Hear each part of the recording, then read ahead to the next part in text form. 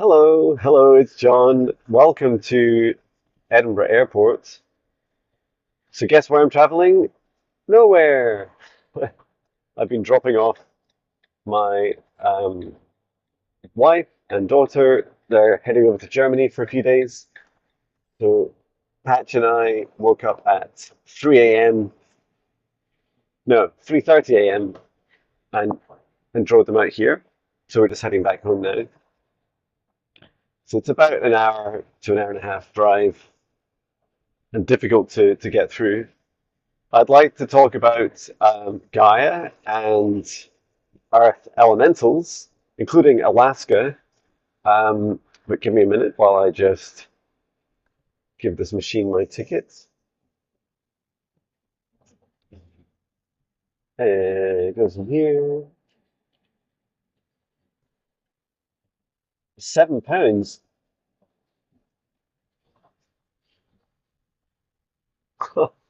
That's terrible news. I was only in for 10 minutes. No, 5 minutes.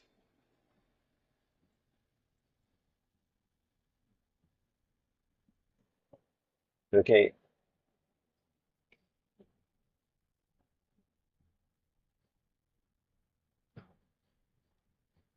Well, now I know. It used to be free for the first 15 minutes.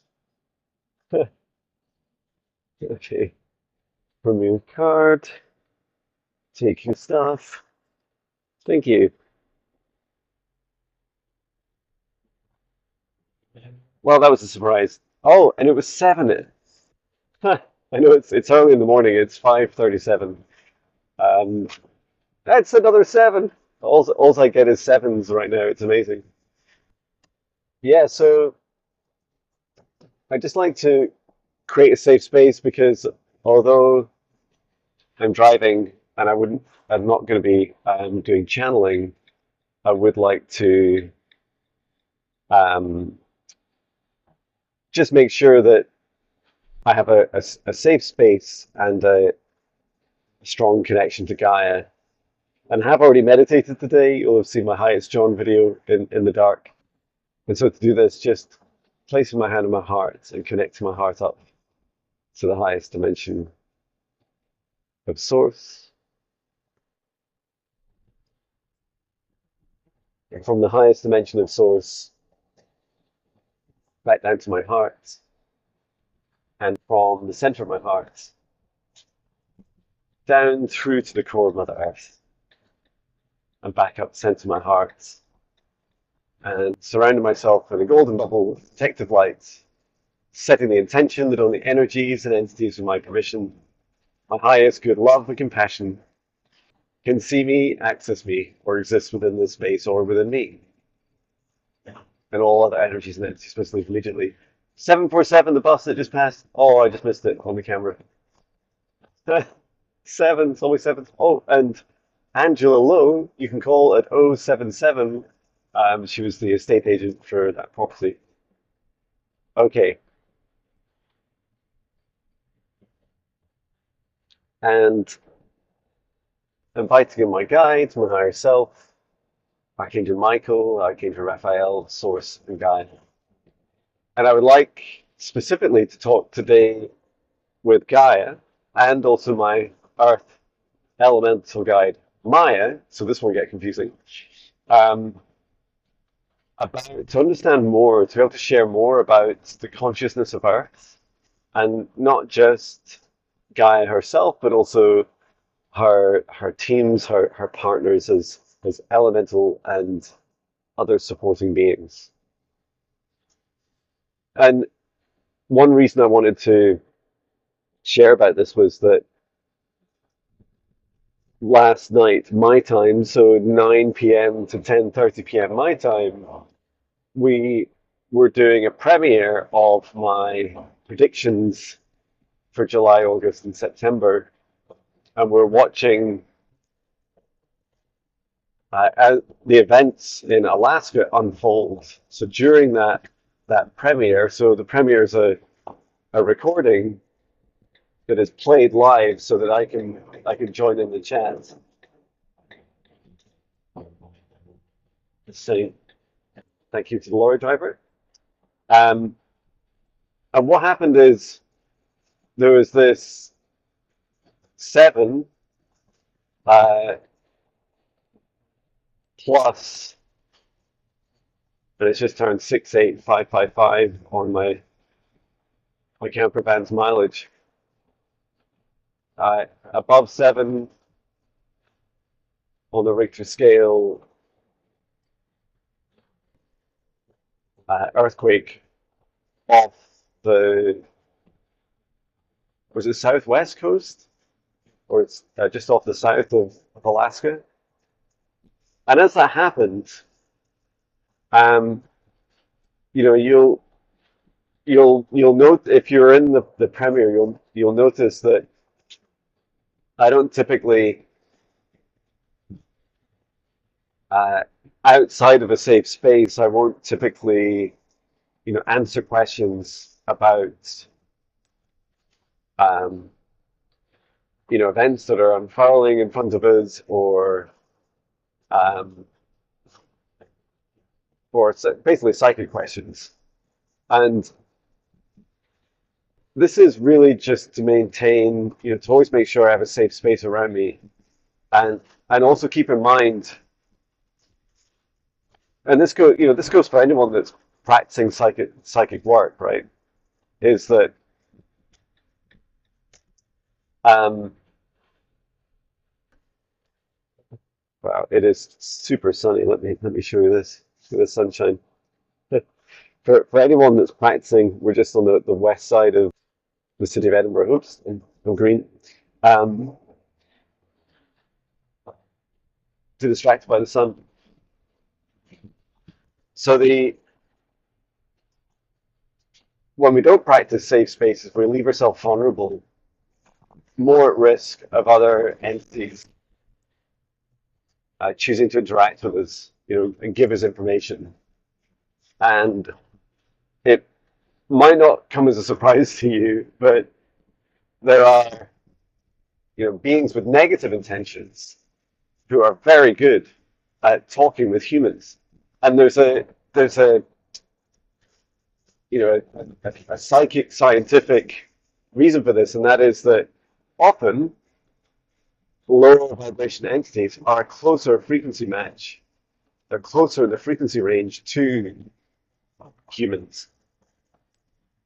So if you imagine, you know, me not feeling great or in a bad mood, and I'm feeling a bit below John's average vibration at this time, uh, it's not that hard for an entity to match that, because if you're from the same dimension, the third or below, you just need to be able to reach up and get close to me, and then use some convincing dialogue, like they might say, "Oh, I I'm a spirit guide, or I'm an angel," and they might even glow bright white in bright white false light.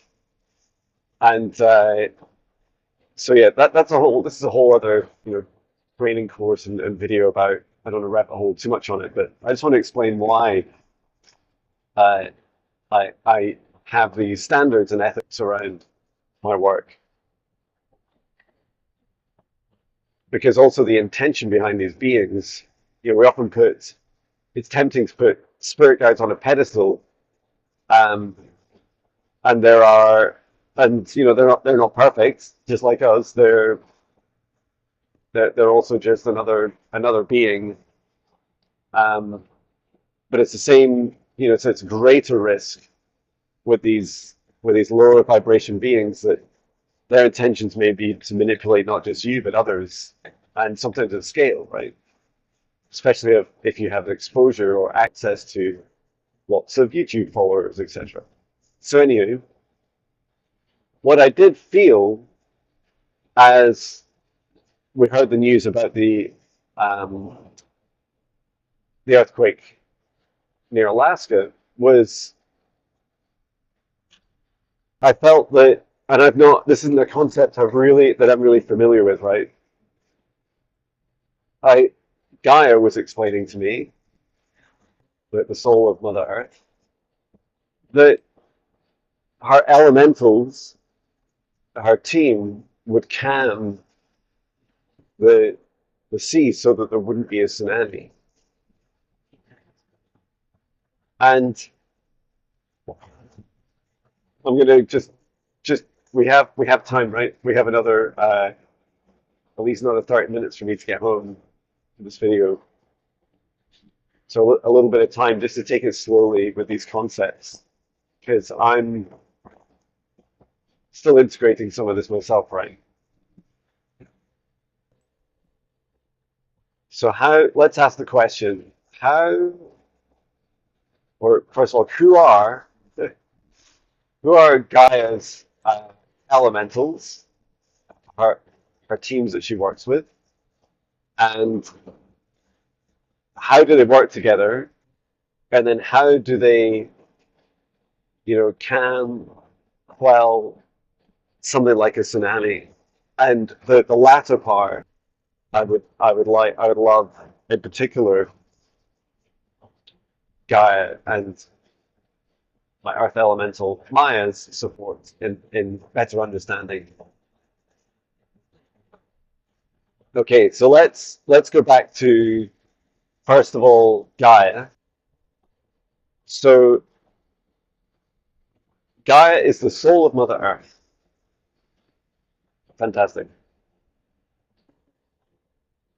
And Gaia, the planet Mother Earth, the body of Earth, you could argue is made of rock. Okay, so we already have a living rock. On the top of that, we have oceans, land, a whole load of beings living on top. And not to forget, there's also realms under the earth, and I've visited those before as well. So we have effectively a giant living, breathing, conscious planet made of rock, mostly covered in water. Okay. Now, I don't want in any way to, uh, you know, minimize or dim the light of or put down Mother Gaia in any way. She is a truly fantastic soul. It's also a truly fascinating cloud. I don't know if is it showing up as white? I think it's just showing up as white on the camera. Straight ahead, it's this cloud that comes to an abrupt end. It looks that it's very much a spaceship, great big Galactic Federation ship. But pay attention to the skies, people, because these clouds are real. We can do another video on clouds one day, and I'll definitely film more. Now, the way that Mother Gaia works is that, and I've no idea what other people that do psychic work feel about this. I feel a lot of this is a remembrance from my previous lives, including being a druid, sage, a witch. Even paganism in the UK as really just being a way of different belief systems and practices and spiritual practices that have largely been lost over time and re-remembered in part through Christianity and the Roman Empire. They wrote down a lot of stuff. A lot of our pagans and ancient pagans didn't. So these remembrances bring me to the concept of an elemental, because you might have heard me introduce my spirit guide Maya as an earth elemental, and we're just coming up to some perfect land in front of us, and it might not be super obvious to you what that means, or in particular what it means to me as a concept. So I'm gonna first give my answer, and then I'm gonna ask the spirit guide Maya to give a little bit more detail. And it's so cool. I can see this very long, elongated, long, dark cloud. It's not dark and heavy in vibration, but it is a huge Galactic Federation ship. If you're interested, just before the lockdowns in the UK, I did have an experience with a Galactic Federation ship, and it was similar scale in length. Like it not like it was there. It was really there in the sky. I saw all the lights, and it was waving at everyone on it. It was an incredible experience. Okay, so let's ask the question about what is an elemental. So when I perceive an elemental being, and they come in all different shapes and sizes, but when I describe an earth elemental working with Mother Gaia, an earth elemental I see as a an energy cloud that is quite large in scale. So imagine a cloud that's from the sky. Imagine that cloud falling into Earth and existing just below the Earth, and also has some of itself above the Earth, and can vary dramatically in size. Can be as small as a couple of fields that we're just passing on the left, or as large as an entire city. Um, so just imagine that there's this big energetic cloud of a being, and this being's responsibility is to look after the local area, and it's everything that is alive, and it is helpful to imagine that everything is living. So as we already know, Mother Gaia is the soul of a giant space rock called Earth, and so is, wow, that's fast. And her elementals are also the souls of conscious beings, um, but they hold form energetically, and they have the ability to move and reshape themselves and focus their energy in different areas, but they primarily exist in the earth. So an earth elemental, for example, will be predominantly in the earth over a geographical area, supporting. Now, this is not a restrictive list, but have a number of roles, including supporting life.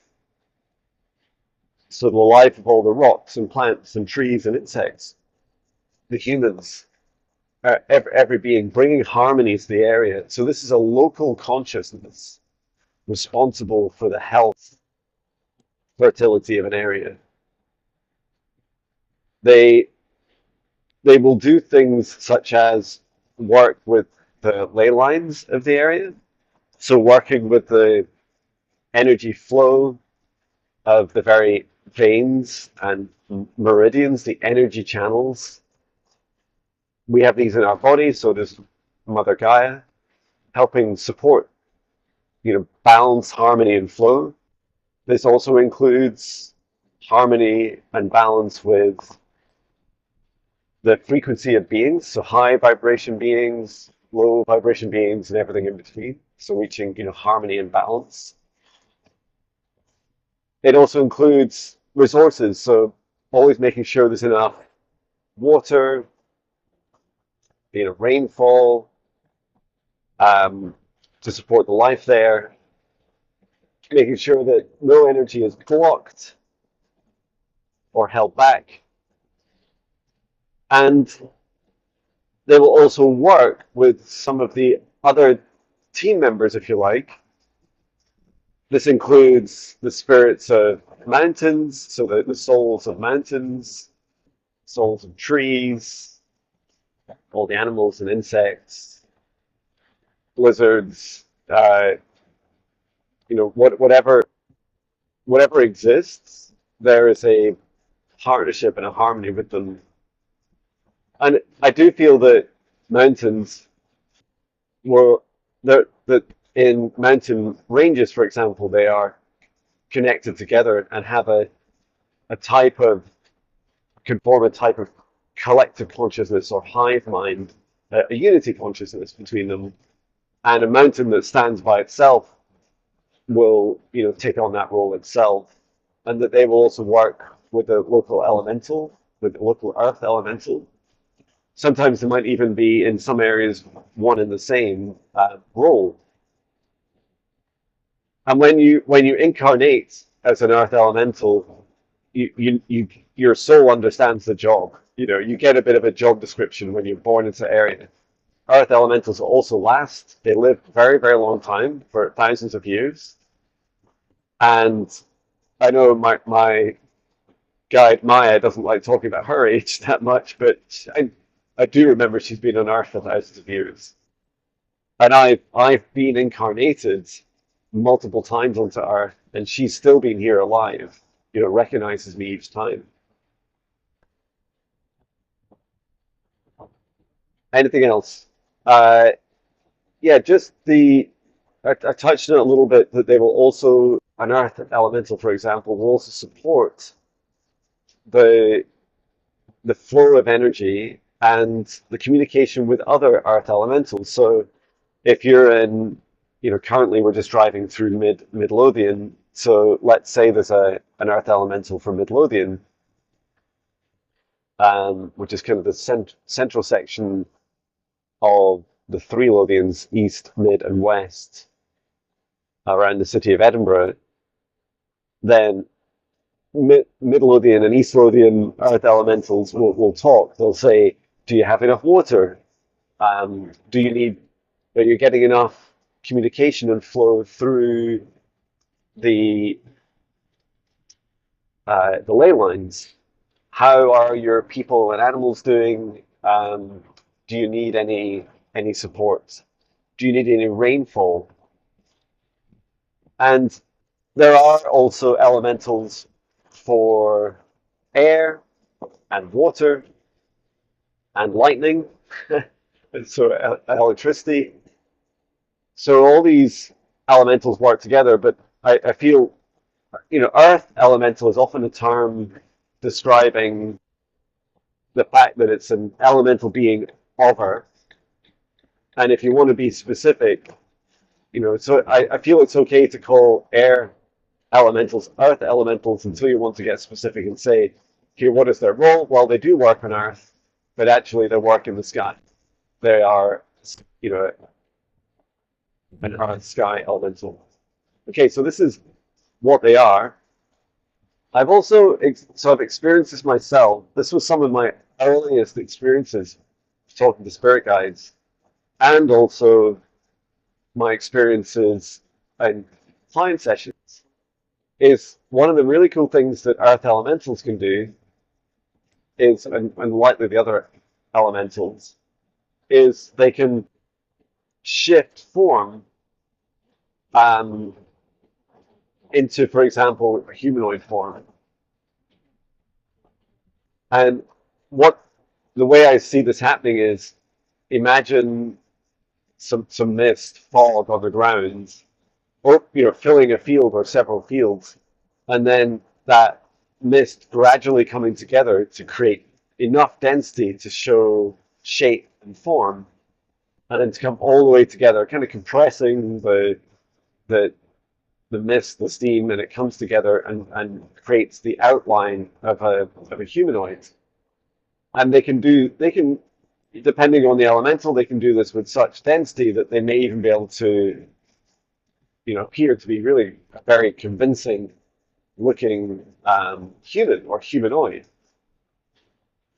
When my guide Maya is really good at this, and in fact, when I first met her, I was pretty convinced that she was human. And I've seen this in client sessions as well. Sometimes people will even form loving relationships, partnerships with an earth elemental. Love has no restrictions, right? And that is really, really beautiful to to to see that an elemental can shape-shift itself to, for some period of time, present itself as another being. It doesn't just need to be human. They could be a stag or a horse or a cat or a dog or whatever they choose to show themselves as. And so much of the perception is within the eye of the beholder, right? So the consciousness of the beholder.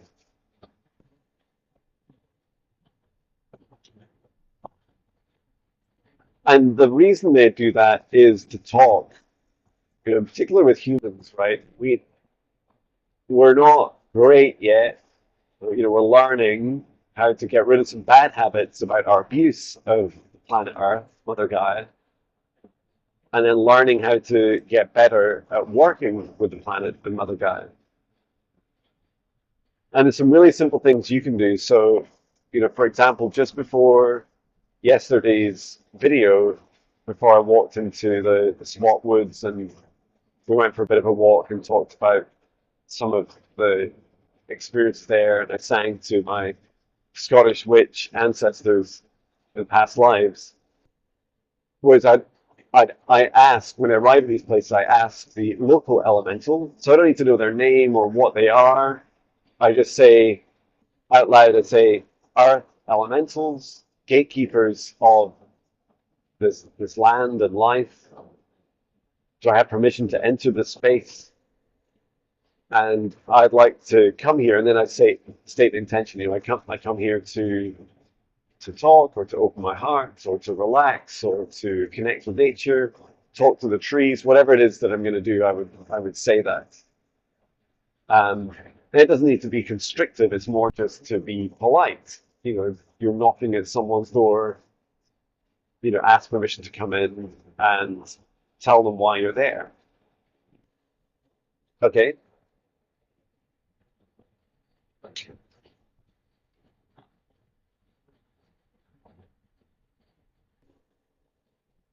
So what I saw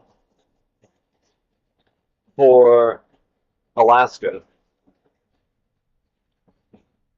and what a beautiful country. What I saw was that as soon as the report of the earthquake came out, I saw this conscious response. And yesterday's prediction video, where I was answering your questions, we heard a lot about the consciousness of Gaia and how she was going to make sure that, in some areas, for example, there would be seismic activity targeted on very local areas. Or where it was larger impact, there would be a ramp up to this over several months. And a lot of this was to help warn the humans and start to get them used to the prospects that, how to best deal with these situations. And some of them are really small, small things you'll do. You might just make sure you can have, smoothly work through, or, support yourself through a short power outage for hours or days. And then others, may be more guided to move home, or at least temporarily. And what fascinated me about that is some of the accuracy that Gaia was speaking to me about. And I'm thinking, this is incredible. This is one soul who has such granular control over her body, the earth. And I don't know about you, but I often don't think of my body as, I don't think, oh, my left finger, in 2 months' time is going to be pulsing a bit, and then I'll ask my body to gently calm that down, just around the top of the nail. And yet, that scale is so different, scale of accuracy that Gaia speaks of, especially when she speaks of targeting, buildings, towns, streets, underground facilities. So what I saw, what Gaia was psychically showing me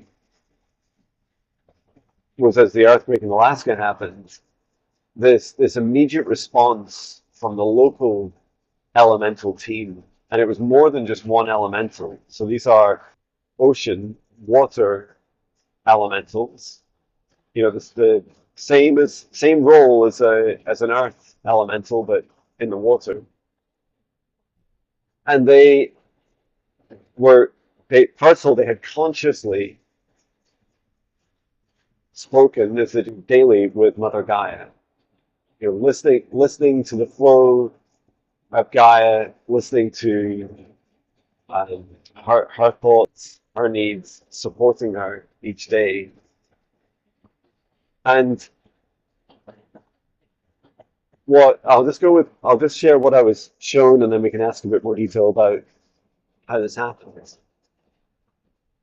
But I saw that the communication with Gaia was, I want this release of energy through this seismic activity, this earthquake, but I do not want a tsunami wave to then hit the coast and cause significant damage.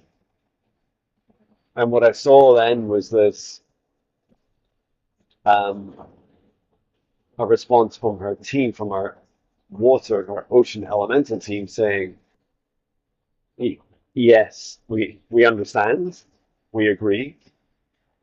Then imagine a sine wave, a wave that's going, a roller coaster wave that's going up and down and up and down. I saw a flattening of that. So this is the energy from the released from the seismic activity being calmed, not suppressed, calmed. And I'm really curious about what happened with the energy. What happens is it allows that energy to calm down, and so the water doesn't react. You don't get this tsunami. Now, I'm just getting glimpses of, and these seem to be my memories of what modern uh, science, geology has shown, believes, understands that there are certain criteria to create a tsunami. That, that it has to be a specific scale, that there has to be, specifics with the ocean and uh, the geography of the area. These are all factors, and that is these feel true. But what geography, geology don't really understand is that there is consciousness, consciousness of the planet, and then also consciousness of in this case, the water and even the land, the seabed. Okay, so let me ask, let me ask both Gaia and my Earth Elemental Spirit Guide Maya, can you describe in any more detail, including where the energy went? So let me just ask.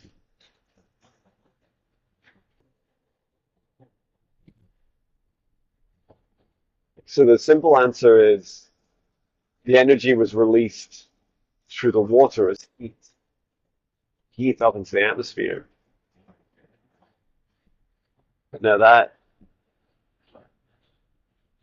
it it's really fascinating because I guess the energy could be released in common ways or things like sound. I guess uh, heat would make uh, could make sense as well. I feel that a little bit like um, if a tree falls in a forest and there's no one there, does it make a sound? Question. It's a bit like that with sound, perhaps the heat as well. If there was no one there at that time to witness this releasing of energy, but is it detectable? Because it feels that it would be significant energy if it's converted into heat or sound. And also, would the heat um, affect the ocean in the area? Would it, significantly heat the ocean and then cause problems for the wildlife there? And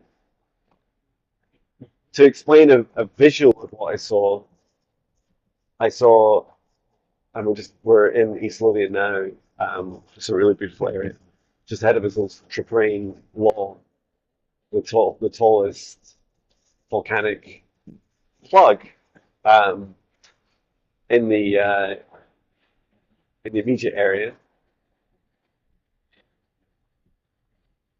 What I saw was the earthquake energy being released from the ground up into the water, and then the water. I can only describe this as a chain reaction with the energy working its way up to the surface, but not actually heating the water, even though it's heat energy. So rather than um, the heat dissipating, especially across across a radius, across a diameter of water horizontally, it was more targeted upwards. And so as this released upwards out of the water, the heat was in particular released up from above the surface. This was the safest thing to do.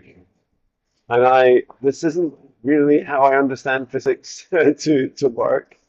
Um, I'm not really sure how the heat's managing to kind of skip the water in the release, but I do see the only effect of the heat coming out being released from the earthquake below up through the ocean and up into the sky, and that would be detectable if someone was measuring in the local area the heat. You would see a lot of energy being released up.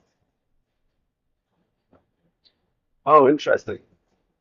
So Guy is now showing me it's the way a lot of it's achieved is through bubbles. And so an air bubble, as it's released, the air inside the bubble is hot, yet it's and is significantly hotter than the water around it. So that's the main heat transfer method. Excuse me. Okay. Well, that's really cool. And because the initial answer that Guy was hinting at was, don't worry, John, it's just because the water elemental there is conscious and is consciously helping and releasing the energy up into the air. And I just didn't quite feel that was satisfactory enough for me. But yeah, I think the air bubbles does make more sense where the air comes from when it's down on the surface. I guess it must have been there to begin with. But that's that's really beautiful. That's close enough. That's close enough. Thank you. Um, and I just want to recap. So, Gaia, first of all, this earthquake, why did you choose Alaska and why now? And Gaia says this was not planned to specifically happen at that time, but given the location and is it called the Ring of Fire that it's on, that in that area, it's she's saying it's a bit like when you're trying to hold in a fart or a burp.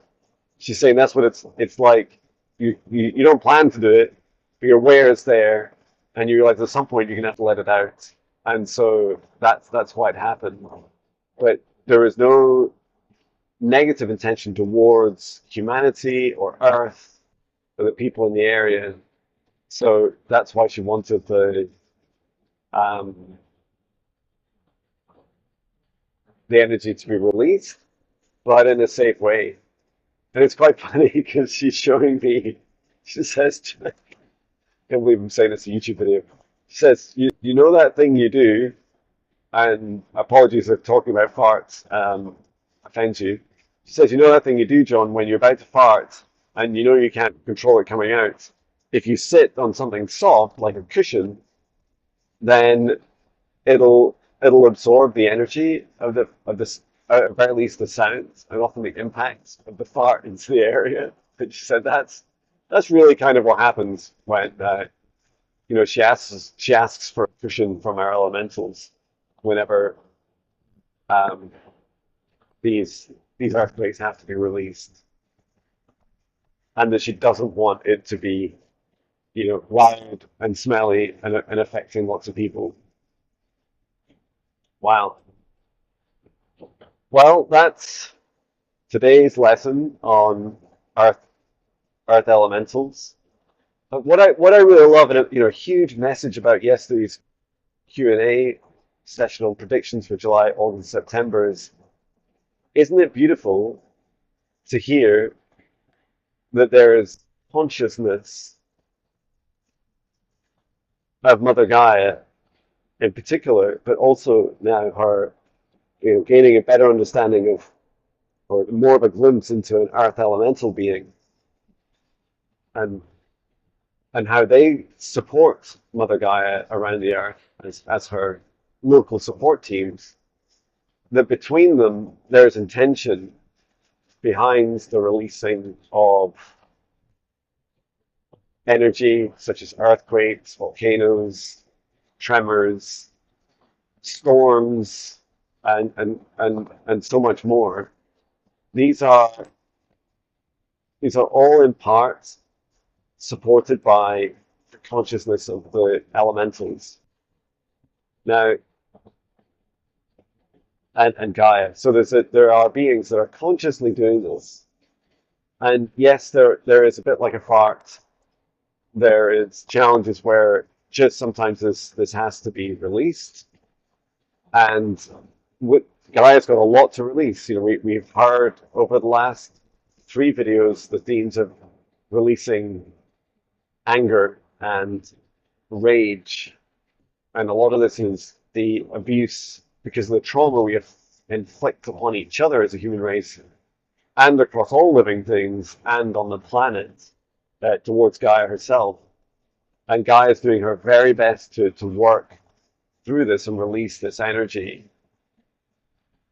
So, and release it in ways that serves the highest good of all. So please know that a couple of days ago that my meditation message, my highest John video, which is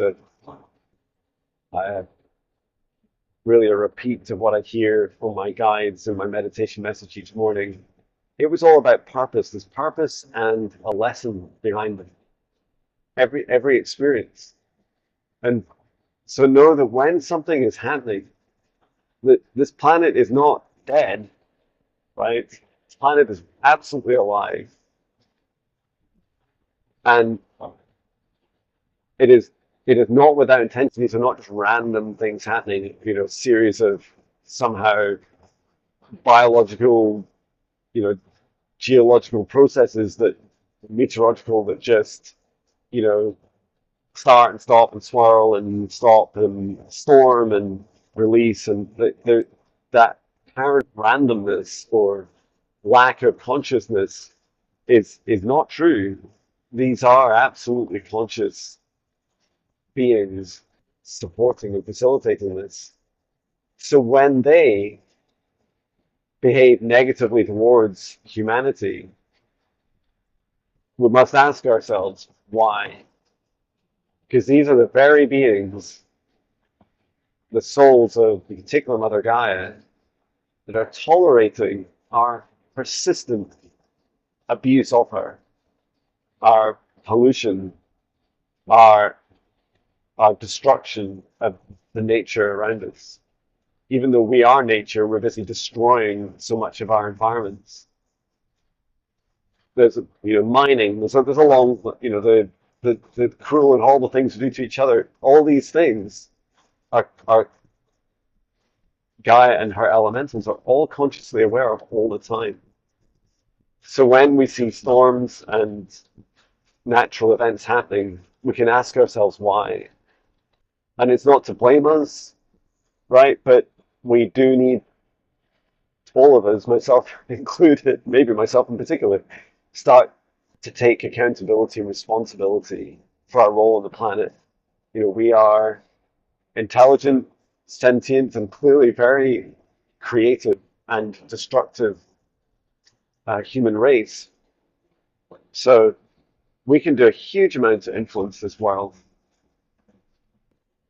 And it starts with simple things as, you know, looking after our neighbors, looking after our loved ones, looking after ourselves, seeing and accepting our shadows.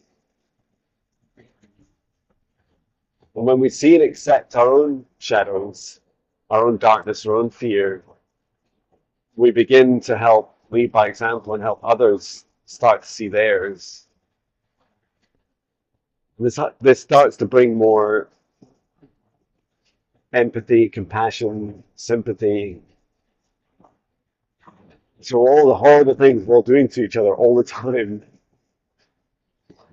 And this is really the progress that Gaia and our team of elementals, they see this in us, right? They see this potential that we can save ourselves.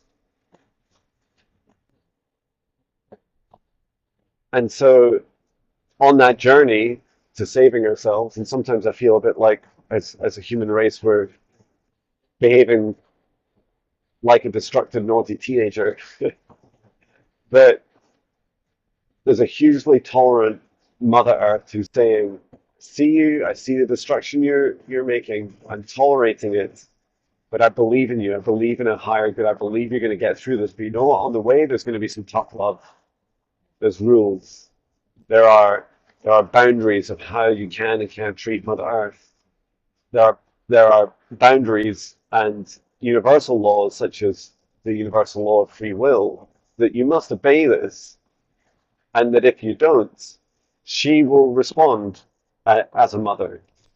And you know, she's one of many consciousness that are interested and very vested in our continued um, evolution or our ascension. So yeah, just encouraging us all to, whenever these events happen, to feel into the reason why, because it can feel so helpless, right? When these big, horrible events, some of them huge scales, you know, affect so many people. And we hear lots of reasons why, you know, to shake the ground up, to shake the systems up, to shake our cultures up, to make us wake up, to expose the truth behind slavery and human trafficking and dark, low vibration projects that are, you know, and programs that are happening across the world, above and below our surface. And this is an accelerated window that we're now in, because now we're going through the purge. This is purge time. And this is not something you need to fear. This is something we all need to face within us. We can fear anything, right? That's up to each of us. But know that just as we go into our homes, into our closets, our garages, our garage, our basements, and we clear out the clutter. We go in there and we create a storm, and we, you know, get rid of all the stuff that we don't need anymore. And we shine a light. We turn on the light in the basement and say, okay, what's in here? What's lurking down here? This is where our demons love to hide. This is where our shadows love to hide, is all the clutter and all the things we need to face. So as we clear all this out, this is what Mother Gaia is doing, clearing out a lot of the mess that we've created. So thank you to Gaia. Thank you to my higher self and source. Thank you to my guide Maya and every other soul that's participated today. And I'm just bringing this space to a close. And I hope you enjoy this video. Um, this is also something I teach in my, once you complete the 8-week course for the higher self foundational training, we we do both learn more about earth elementals in the higher self intermediate training. We also do work with them. We visit them. We we visit sacred sites and other places that the class members choose, and then we go and work with them and do work together. So it's a really magical thing to do, and it's a lot of fun. Um, the foundational course is kicking off in October, so and it's just a limited number of spaces because I like to keep the classes quite small and intimate, um, personal. So yeah, keep an eye out for that. It's on my website. You can sign up now, but yeah, looking forward to sharing that. Okay, well, it's 6:26. I'm going to